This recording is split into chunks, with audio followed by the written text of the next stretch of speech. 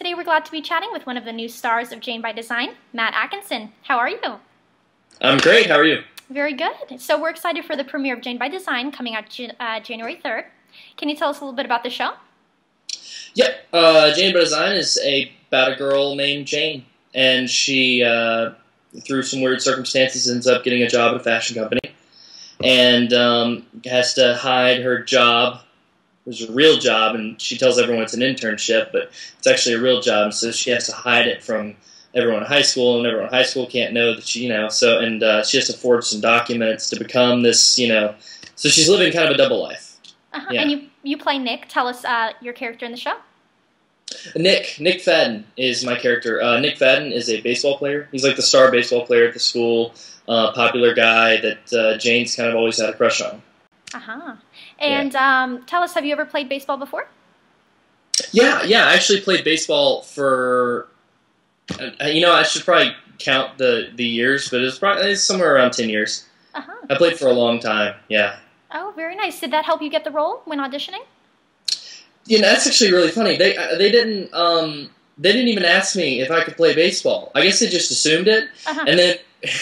But then I got the part, and then we were talking about it, and they're like, "Have you ever played baseball?" And I'm like, "Yeah, I played for like 10 years." And they're like, "Oh, great! Now we can shoot some real baseball scenes." Oh, coincidentally, that worked out perfectly, right?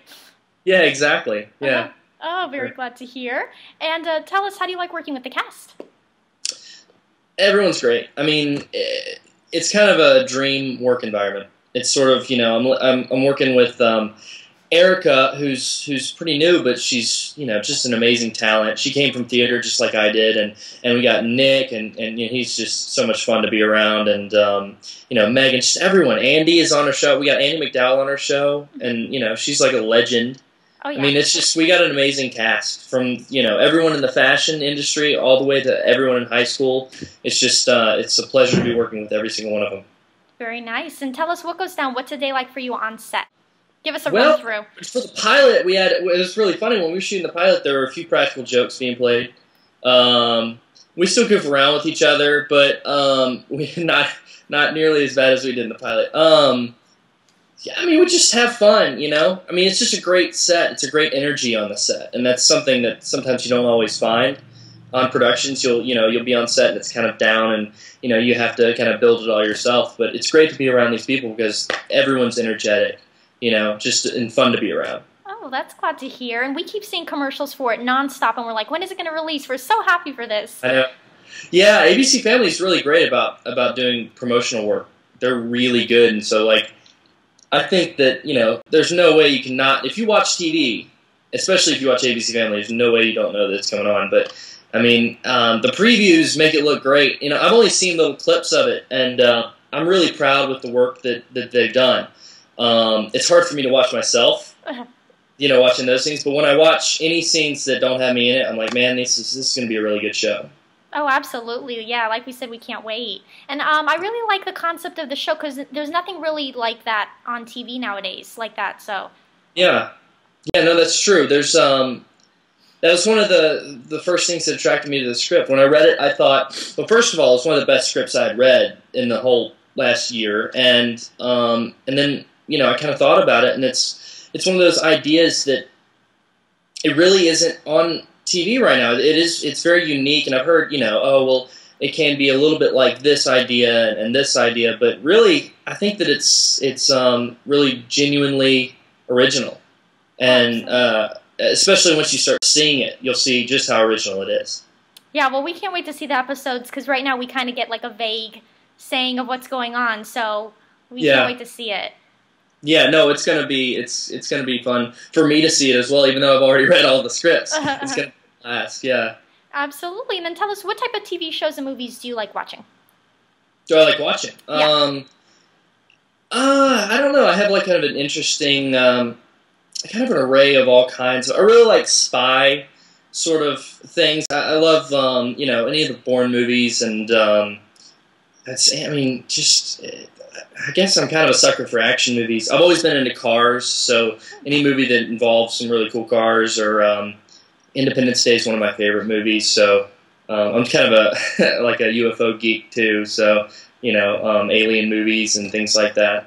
But I mean, it kind of spans across an entire array of. I watch some of the most weirdest, obscure movies that no one has ever seen, and those will sometimes be my favorites. So, who knows? Interesting. And then speaking of spy shows, do you like Chuck? Are you a fan of that show? I'm a fan of Chuck. It's actually really funny. I've never seen Chuck. Really? No, I've seen the previews for it, and I'm like, that looks like a show I would watch. I haven't had the time. There's like 20 shows that I need to catch up on, and I don't have the time to do it. But when I do, I'll definitely be watching it. Yeah, absolutely. Yeah. Now it's kind of coming to an end, which we're all sad about. So. Yeah, I'll just have to sit there one day and marathon it and just watch all the episodes in a row, you know? Oh, yeah, definitely. Once you get hooked to that, though, there's no turning back. You're going to love it, I think. Oh, I know. And that's kind of what happens. It's the same thing that happened with Justified. Have you ever seen Justified? No, I haven't. It's a really good show. It's on FX. It's got Timothy Oliphant and a bunch of great actors, but I saw the first episode of that, and then I was hooked. I had to watch every episode. So I'm sure Chuck will be the same way. Oh, yeah, absolutely. And then you have to tell us, what would be like a dream role for you that you'd like to act on? I guess the roles that I love or would really want to play. I mean, any kind of, like the Bourne role. Obviously, I wouldn't want to redo the Bourne role, but something similar to that, or maybe a military role, like in, the Transformers. You got Josh Duhamel, who plays, sort of a Marine, and that'd be a lot of fun for me to play. I mean, and I kind of like playing jerks.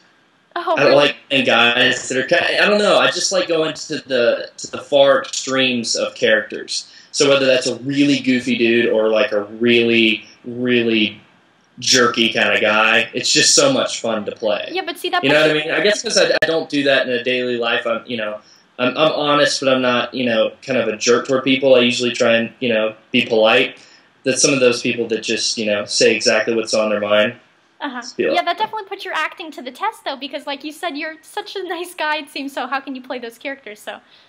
Well, I wouldn't say that I'm always a nice guy, but I like to. I think I was raised right, and so because of that, I come across as a decent guy, and I'd say that's a good thing. But it's just I don't think it really puts my acting way too much to a test because there's those parts of me in myself already. So it's just playing on those kind of. Those ideas that you don't really act on in real life. But yeah, it would be fun. Interesting. And then you've acted on a couple of shows like Drop Dead Diva. Tell us about those. How'd you like working that? A lot of fun. Drop Dead Diva was an interesting thing because we did it on location in Atlanta. I was living in Atlanta at the time, and I was at a bar that I'd been to like a couple weeks before we actually shot there, and then we ended up shooting there.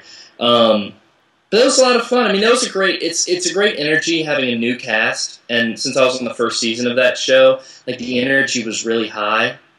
And I think that's always, that's the most fun. Like I was on CSI and they were great. I mean, they know what they're doing. Just the same as One Tree Hill. They've been around for a long time. Like the cast and crew, they have their stuff down. But something about being on a new set, the first few episodes of Jane by Design, and it's just, there's all this energy and it's so much fun. So Drop Dead Diva was a blast, yeah.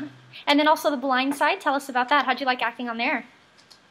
The Blind Side, that was just really cool, man. That was really cool to be around sort of that caliber of I've seen Sandra Bullock growing up, like I've seen like all of her movies, and I've always respected her as an actress, and so to be able to have a scene with her and work with her and talk with her, about not just acting but her life, it was a blast. And I sat there talking to Tim McGraw for probably 30 minutes, and I had no idea it was Tim McGraw.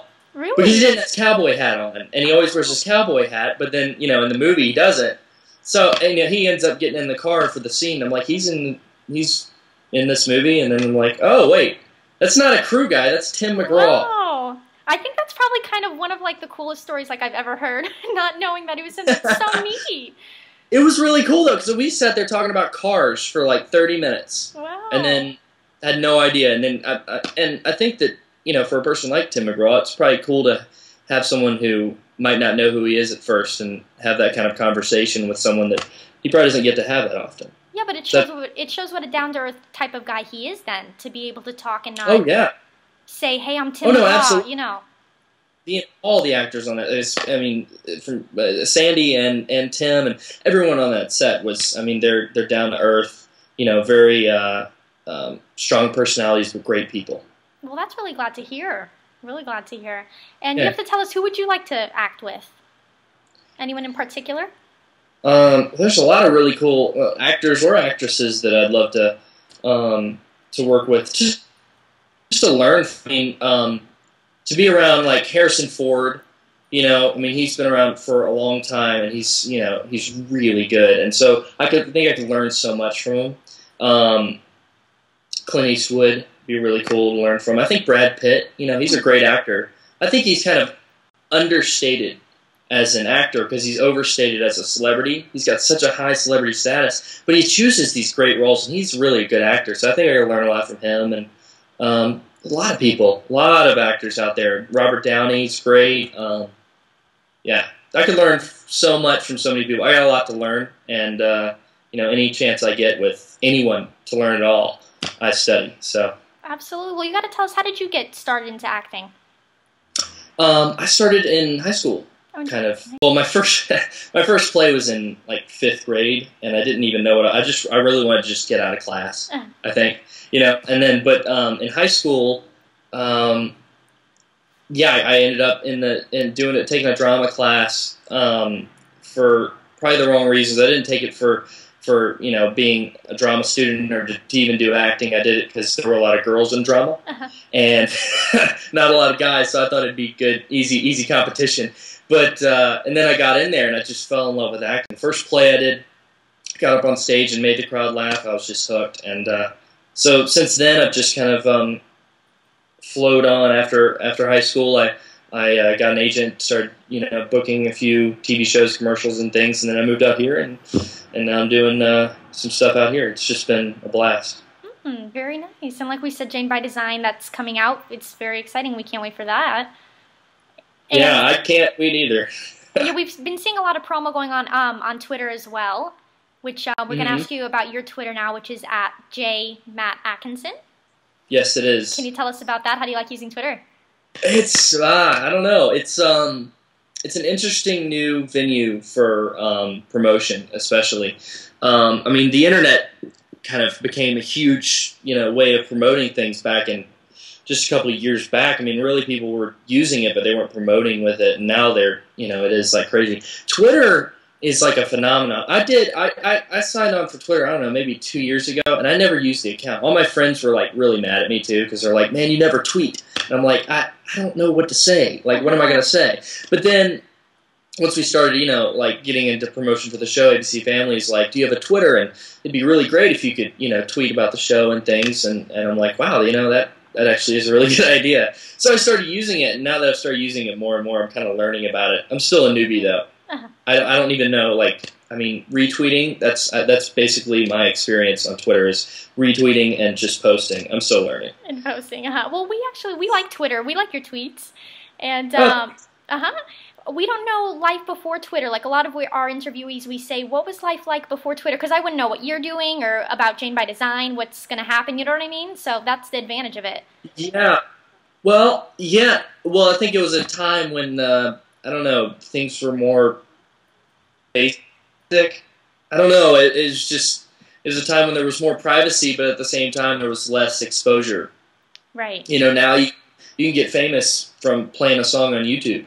Right. It would never happen 10 years ago. So it's an interesting, sort of flow into the future. Exactly. Speaking of YouTube, I got to bring up Justin Bieber. He's a perfect example how he just started off on one song like that, and now he's like everywhere. Every event he's hit the. Yeah. He's everywhere. Yeah.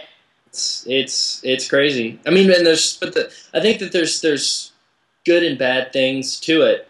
Because now I can't go on Twitter without seeing 9,000 covers of a song that I want to hear. Like, right. If I go on YouTube and I search up, some song I want to hear, it's really, I can't find the band that I want to listen to. I can only find covers from other people.